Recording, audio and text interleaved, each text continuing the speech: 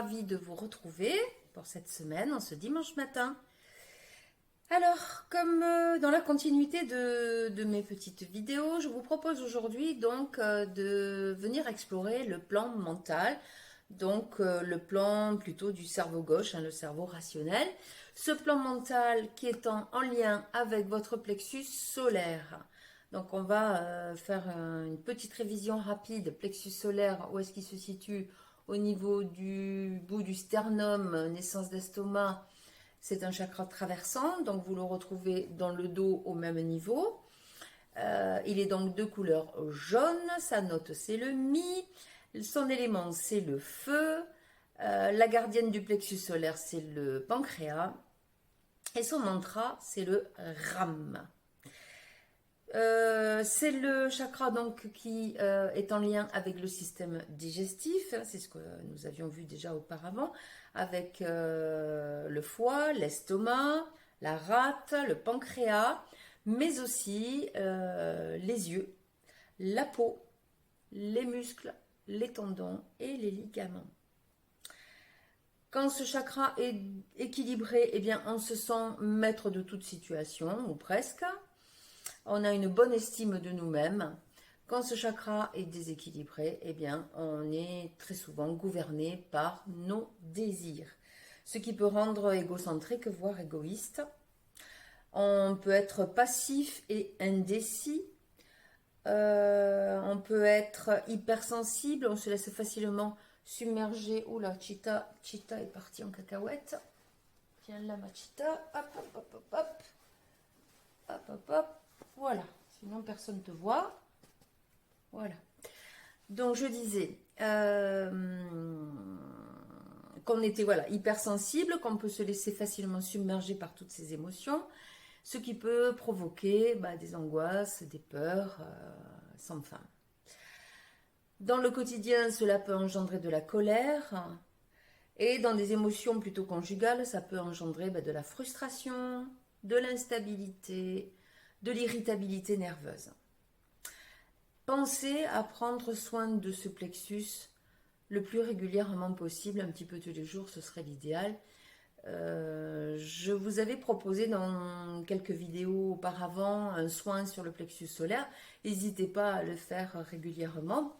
Vous mettez un petit casque sur les oreilles et hop, c'est parti. Il n'y a plus qu'à faire les techniques de visualisation.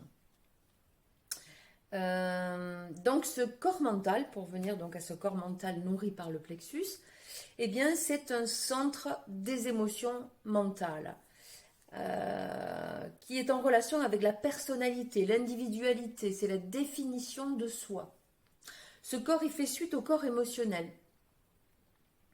Il se situe à peu près entre 7 et 20 cm pour faire dans le côté pratique, en sachant bien sûr que plus les corps sont en harmonie et plus ils irradient et plus en fait ils rayonnent autour, et vous pouvez avoir une aura très très très très large pour ceux qui sont vraiment extrêmement ancrés, posés, avec des chakras qui fonctionnent parfaitement bien, alignés, etc. Bon, c'est pas toujours le cas. Donc il est associé aux pensées, aux processus mentaux. Les pensées étant des forces extrêmement puissantes qui influent sur votre vie. Elles peuvent modifier le rayonnement du corps mental en positif ou en négatif, ça dépend de la qualité de vos pensées. Donc il faut bien faire attention à vos pensées négatives. Comment ça procède? Alors, je vais vous expliquer ma compréhension de la chose. C'est ma compréhension personnelle de la chose. Les pensées, en fait, que ce soit en positif ou en négatif, vont venir émettre des vibrations. Ces vibrations, elles vont être stockées dans ce que j'appelle un égrégore ou un cloud, si vous voulez. Le cloud, ça va parler peut-être plus à tout le monde. Donc cet égrégore, que vous nourrissez soit avec des pensées négatives ou que vous nourrissez soit avec des pensées positives, va se remplir au fur et à mesure de nos pensées et de la fréquence de nos pensées. Et à un moment donné, qu'est-ce qui va se passer? Eh bien, le cloud va s'ouvrir et se répandre sur nous. Donc je préférerais qu'il se répande des nuages de pensées positives, hein, ça, tout le monde préférerait ça. Mais bon, notre ego est là, notre mental est là, qui mouline pas mal.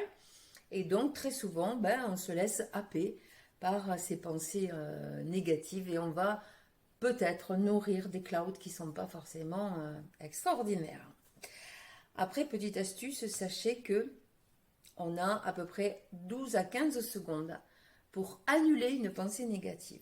Alors, on peut dire oui, ouais, blabla, blabla. Bon, c'est jamais. Il n'y a qu'à faire. J'ai une pensée négative. Alors, moi, personnellement, qu'est-ce que je fais quand j'ai une pensée négative? Après, je vous parle de la vraie pensée négative. Eh bien, immédiatement, je me reprends et je dis j'annule, j'efface, je supprime. Voilà. Et je vois un gros marteau qui écrase ma pensée.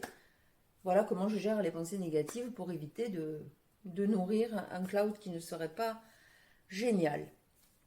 Bon, ça c'est ma technique, hein, mais après chacun va trouver la sienne.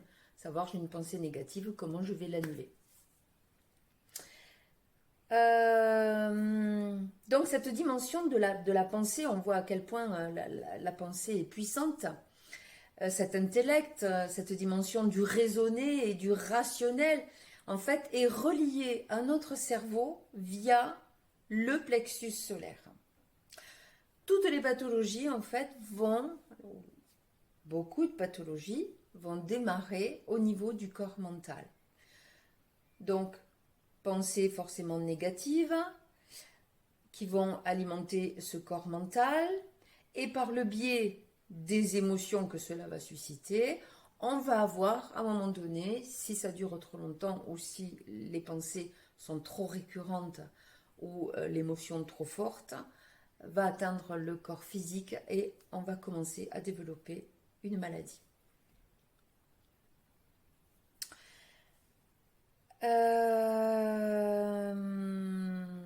L'ego, l'ego c'est le mental. L'ego, beaucoup de personnes disent il faut tuer l'ego, il faut se débarrasser de l'ego. Non, je crois qu'il ne faut pas s'en débarrasser parce que l'ego c'est ce qui va gérer tous nos réflexes de survie, hein, nos réflexes de peur qui vont nous permettre de réagir, de préserver notre corps physique. Donc l'ego, il faut le conserver. Le seul truc, c'est qu'il va falloir peut-être veiller à ce que l'ego ne soit pas le maître à bord. Qui est le maître à bord? L'ego, c'est le faux moi. L'ego, c'est moi à travers mes peurs, c'est moi à travers mes émotions. Mais nous ne sommes pas l'ego. Nous ne sommes pas l'ego. Alors qui sommes-nous? Eh bien, moi j'ai mes réponses. À vous de chercher les vôtres. Plus on a de racines, plus on est ancré, moins le mental mouline. Donc ça peut être une bonne solution pour ceux qui rêvent de se débarrasser de leur tête. Donc ça, c'est quelque chose que je connais bien, parce que moi, j'ai beaucoup mouliné. Et je me rappelle, il y a des soirs où je me couchais en me disant, mais mon Dieu, si je pouvais enlever ma tête 5 minutes de mon corps, mais je crois que ça me ferait un bien fou. Donc c'est très pesant, quoi, en fait. Donc, savoir qu'il y a des techniques dans lesquelles vous pouvez arrêter ou limiter de mouliner, de ruminer, c'est quand même intéressant. Donc, je vous renvoie également dans quelques vidéos en arrière où je vous fais part de ma technique d'ancrage, comment je m'ancre et comment je limite le mental, voilà, de toutes les ruminations. Toutes ces peurs et ces émotions qu'on peut ressentir comme ça vont créer en fait un écran de pensée constante. Et cet écran de pensée constante vous amène à l'illusion de la séparation de l'unité et à la perte de votre énergie vitale. C'est épuisant de mouliner. Donc vous y perdez énormément en énergie vitale. On n'a aucun intérêt à perdre en énergie vitale. À force de perdre son énergie vitale, on finit par aller vers du burn-out, des problèmes psychologiques, des problèmes de peur de plus en plus prégnantes. Donc, gros intérêt de travailler sur le mental, à calmer le mental. Donc, vous voyez à quel point ce corps est vraiment important. Travailler sur son plexus solaire, travailler à limiter son mental aux pensées limitantes, aux ruminations. En plus, ça va vous bloquer les mâchoires, donc on n'a pas trop d'intérêt. Hein. Et puis bon, quand on se bloque les mâchoires, hein, c'est toute la posture qui en prend un coup, hein, puisque tout est relié au niveau du corps, des pieds à la tête. Hein. Si vous avez une zone de tension, par exemple sur les mâchoires, vous allez avoir l'influence sur l'entièreté de votre corps. Ça se dit ça, entièreté? Oui, on va dire que ça se dit. Voilà, donc quelles sont les techniques proposées, que je vous propose hein, de tester peut-être? Technique d'ancrage comme je vous l'ai montré dans les précédentes vidéos. Technique de sophrologie, excellent, en associant visualisation, respiration. Des techniques de kinésio, qui vont travailler sur des mémoires cellulaires par du testing musculaire. Et un truc très simple aussi, le jardinage. J'arrache mes mauvaises herbes, je plante, je taille. Et si vous pouvez faire tout ça pieds nus, attention de ne pas vous planter des épines dans le pied quand même. Voilà, mais toutes ces techniques-là vont venir calmer votre mental. Vous pouvez faire également des auto-hypnoses. Vous avez sur YouTube tout un tas de techniques d'auto-hypnose pour calmer le mental qui fonctionnent très bien. Voilà mes amis, écoutez, si vous avez aimé, si vous avez aimé la vidéo, vous pouvez mettre un petit pouce comme ça. Si vous avez envie de vous abonner, mais je vous en prie, abonnez-vous. Et vous pouvez appuyer sur la petite clochette pour avoir une notification chaque fois que je sors une vidéo, ce qui a lieu tous les dimanches matins à partir de 9 h. Je vous souhaite une bonne semaine et bella ciao!